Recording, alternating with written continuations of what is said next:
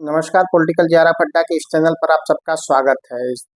इस वीडियो में आप लोगों को पब्लिक एडमिनिस्ट्रेशन का विकास कैसे हुआ ये बताया जाएगा। इसके पहले के वीडियो में हमने बैकग्राउंड बता दिया है। आप लोग हमारे प्लेलिस्ट में जाकर पब्लिक एड के नाम से है, वहाँ पर पिछला वीडियो भी देख सकते हैं। इसके आगे वाले आने वाले वीडियो भी आप लोग पब्लिक एड वाले सेक्शन में जाकर देख सकते हैं। ये वीडियो आप लोग का लिखित एग्जाम हो चाहे ऑब्जेक्टिव एग्जाम हो, दोनों एग्जामों में काम आएगा। कभी कभी होता है ऑब्जेक्टिव एग्जाम के लिए हम लोग शॉर्ट में पढ़ते हैं, जबकि जो कॉन्सेप्ट रहता है वो हम नहीं समझ पाते हैं, जिसके कारण एग्जाम में गलतियां हो जाती हैं। तो आइए हम लोग देखते हैं जो लोक प्रशासन का है ये विकास कैसे हुआ।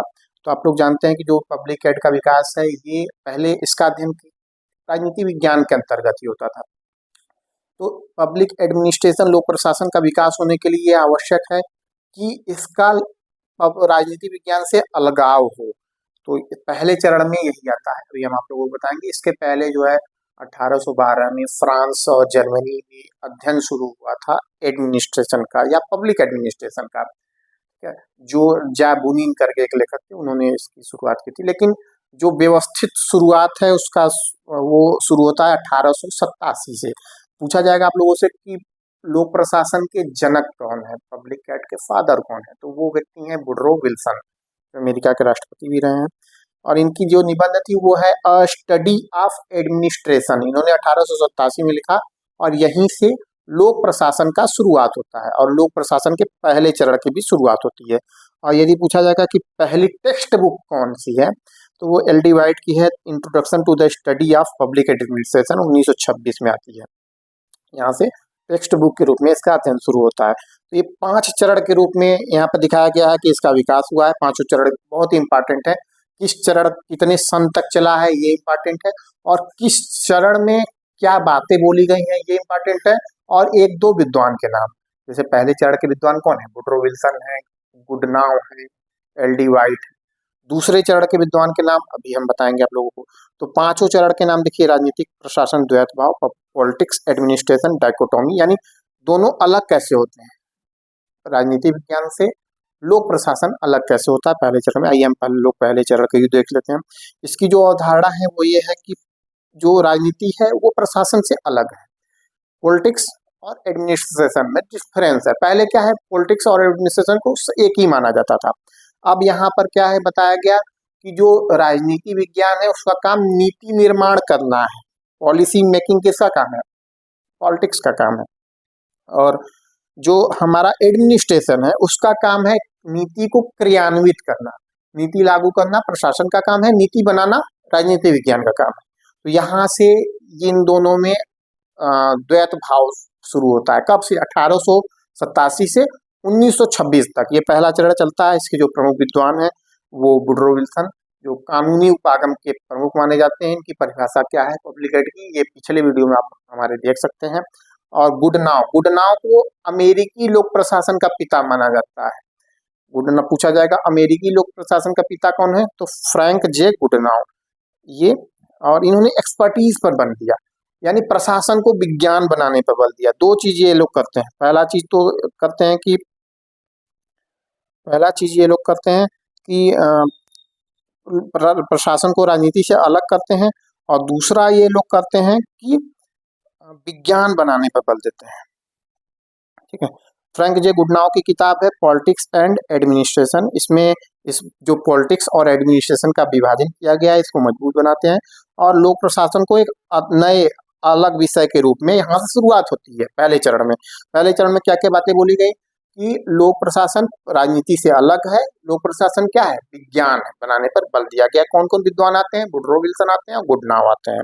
दूसरा चरण हम लोग देखते हैं शुरू कब से होता है, तो 1927 से दूसरा चरण शुरू होता है और 10 साल के लिए चलता है। प्रशासन के सिद्धांतों पर बल दिया जाता है। पहले चरण में इतना होगा। दूसरे चरण में क्या है कि जो लेखक आएंगे ये लोग सिद्धांत थ्योरी देंगे, और प्रशासन को यहाँ पर विज्ञान बनाने पर बल देंगे, साथ साथ थ्योरी देंगे कि कुछ नियम कानून होते हैं जो प्रशासन में लागू होते हैं, ऐसा बताया जाएगा। तो जो नियम कानून देखिए, प्रशासन के निश्चित एवं सार्वभौमिक सिद्धांत, थ्योरी जो होता है, थ्योरी क्या होता है कि ये चीज है और उसमें जो यहाँ लागू हो रहा है सब जगह हो। सार्वभौमिक सिद्धांत होते हैं जिन्हें किसी भी संगठन, निजी या सार्वजनिक, दोनों में लागू करके अधिकतम इफिशियंसी पाई जा सकती है, अधिकतम दक्षता पाई जा सकती है। दूसरे चरण में आप लोग को क्या बताना है कि प्रशासन के जो सिद्धांत होते हैं वो क्या होते हैं, सार्वभौमिक होते हैं, यानी कहीं भी लागू हो सकते हैं, और जो जो भी एक संगठन के सिद्धांत हैं वो निजी या सार्वजनिक दोनों एडमिनिस्ट्रेशन में लागू होता है, जिससे अधिकतम मैक्सिमम इफिशियंसी प्राप्त की जा सकती है। और ये क्या था, इस चरण को सिद्धांतों की खोज का स्वर्ण युग बोला गया। विलोबी आए, लूथर बुलिक आए, ये लोग क्या किए, नए नए सिद्धांत दिए। मेरी पार्कर फालेट आए, मेयो आए, ये लोग क्या किए, जितने भी इधर के विद्वान आप लोग देखेंगे ये लोग नए नए सिद्धांत दिए हैं। बिलोबी से शुरू होता है, जो चरण शुरू होता है वो बिलोबी के कारण ही शुरू होता है। बिलोबी ने एक पुस्तक लिखी, the principle of public administration, 1927 में ये बुक लिखी, और यहीं से ये चरण शुरू हो जाता है। प्रिंसिपल ऑफ पब्लिक एडमिनिस्ट्रेशन पूछा जाएगा, किसने लिखी, बिलोबी ने लिखी। तो बिलोबी के कारण यहाँ से ये चरण का शुरुआत होता है। इसमें सिद्धांतों का स्वर्णकाल होता है, अलग अलग सिद्धांत दिए जाते हैं। लूथर बुलिक ने देखिए पोस्ट कार्ड सिद्धांत दिया है। पोस्ट कार्ड थ्योरी क्या है, planning, organising, staffing, directing, budgeting, ये सब जो थ्योरी है ये इनकी थ्योरी है। देखिए सेकंड चरण में सार्वभौमिक, इसका एम क्या था, सार्वभौमिक सिद्धांत की खोज करना था, सर्च यूनिवर्सल प्रिंसिपल्स। और लक्ष्य क्या था, अधिकतम दक्षता प्राप्त करना, संगठन में मैक्सिमम इफिशियंसी प्राप्त करना। बिलोबी से शुरुआत होती है, पोस्ट कार्ड थ्योरी जो है ये है, और इसको सिद्धांतों का स्वर्ण काल माना जाता है। जो तीसरा चरण आता है वो आता है 1938 से 1946 तक। इस चरण की शुरुआत करते हैं Chester Barnard, the function of executive नामक पुस्तक लिखते हैं, और इसमें किसी भी सिद्धांत का जिक्र ये नहीं करते हैं। द फंक्शन ऑफ एग्जीक्यूटिव किताब लिखते हैं, जिसमें किसी भी सिद्धांत का ये जिक्र नहीं करते हैं। और यहीं से क्या होता है, सिद्धांतों के पतन की बात करते हैं, प्रशासन के सिद्धांतों को चुनौती देते हैं, बताते हैं कि प्रशासन के कोई निश्चित सिद्धांत नहीं होते हैं। इसके बाद व्यक्ति आते हैं रॉबर्ट डहल। रॉबर्ट डहल ने बताया कि जो ये पब्लिक एड है ये विज्ञान नहीं है, विज्ञान आने के मार्ग में इसको चुनौती ये देते हैं। इसके बाद साइमन आते हैं, हर्बर्ट साइमन जो 1946 में, उन्होंने प्रशासन के सिद्धांतों को कहावतें कहा है, कहकर उनकी वैज्ञानिकता पर प्रश्न चिन्ह लगाते हैं। साइमन ने प्रशासन के अध्ययन को निर्णय निर्माण पर केंद्रित किया, यानी जो इस चरण वाले विद्वान हैं ये थ्योरी को नकार देते हैं, प्रशासन को विज्ञान मानने पे भी नकार देते हैं, और क्या कहते हैं, व्यवहारिकता पर बल देते हैं।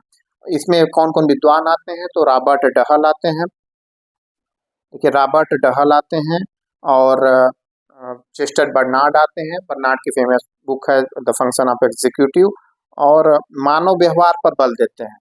ठीक है, साइमन आते हैं, जो सिद्धांतों की सबसे तगड़ी आलोचना की है साइमन ने की है 1946 में। प्रोवर्ब्स ऑफ एडमिनिस्ट्रेशन, इनको कहावतें बोला है, सिद्धांतों को इन्होंने कहावतों की श्रेणी में रखा है। और नया दृष्टिकोण, निर्णय निर्माण, डिसीजन मेकिंग पर बल देते हैं।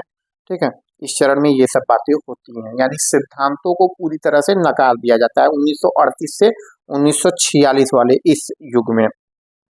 मानव संबंध उपागम का विकास किया जाता है, अल्टर मेयो द्वारा, हॉथॉर्न प्रयोग करते हैं। तो ये सारी चीजें यहाँ पर डेवलपमेंट में आती है। हमने देखा कि पहले चरण में कैसे लोक प्रशासन और राजनीति को अलग किया गया, विज्ञान माना गया।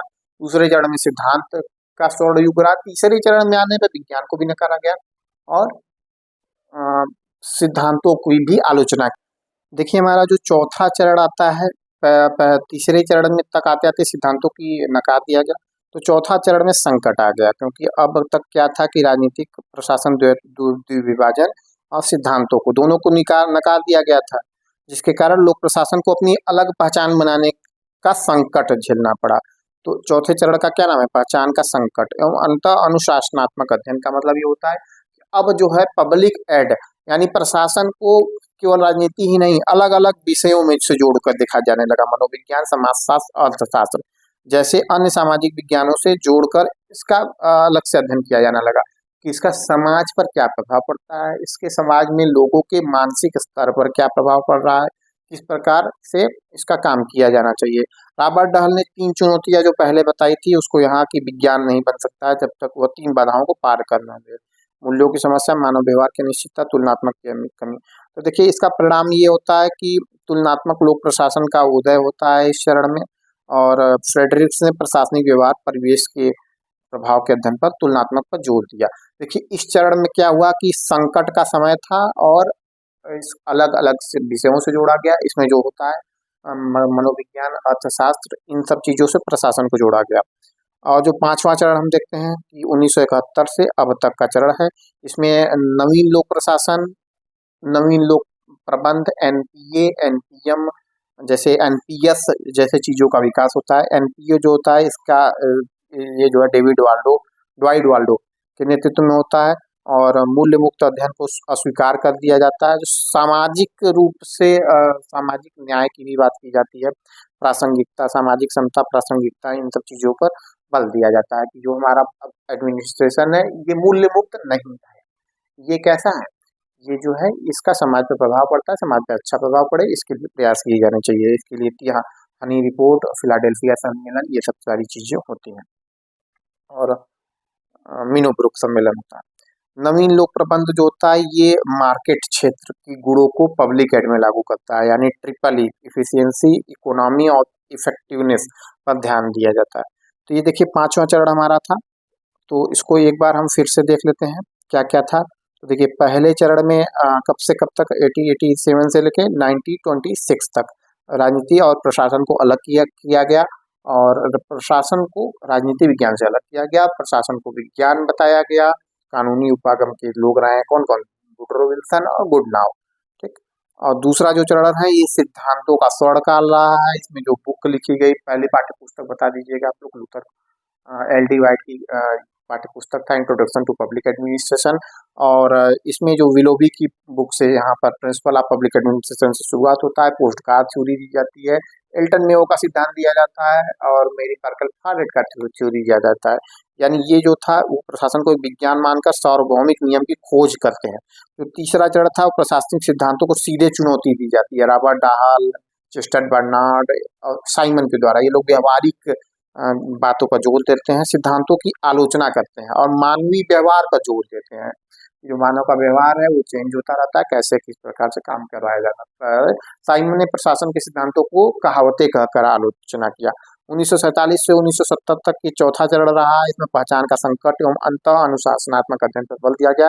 अब देखिए क्या होता है इस चरण तक आते आते कि लोक प्रशासन के सिद्धांतों को आलोचना कर दी जाती है, विज्ञान नहीं माना जाता है।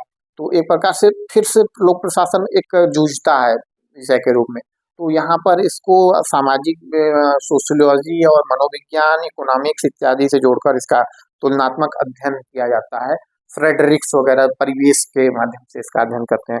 उसके बाद 1971 के बाद वाला जो अध्ययन है पब्लिक एडमिनिस्ट्रेशन का, इसमें नवीन लोक प्रशासन और एनपीएम जैसी अवधारणाएं आती है। नवीन लोक प्रशासन को समाज से जोड़ता है और जो एनपीएम होता है वो बाजार के तत्वों जैसे ट्रिपल ई को लोक प्रशासन में शामिल करने की मांग करता है। सामाजिक समता, लोक नीति विश्लेषण, पब्लिक पॉलिसी की ये बात की जाती है 1971 से अब तक। तो ये रहा हमारा एक विषय के रूप में लोक प्रशासन का उदय और अब तक की चर्चा। वीडियो देखने के लिए बहुत बहुत धन्यवाद। अगले वीडियो में ऑर्गेनाइजेशन संबंधित चीजें आप लोगों को बताई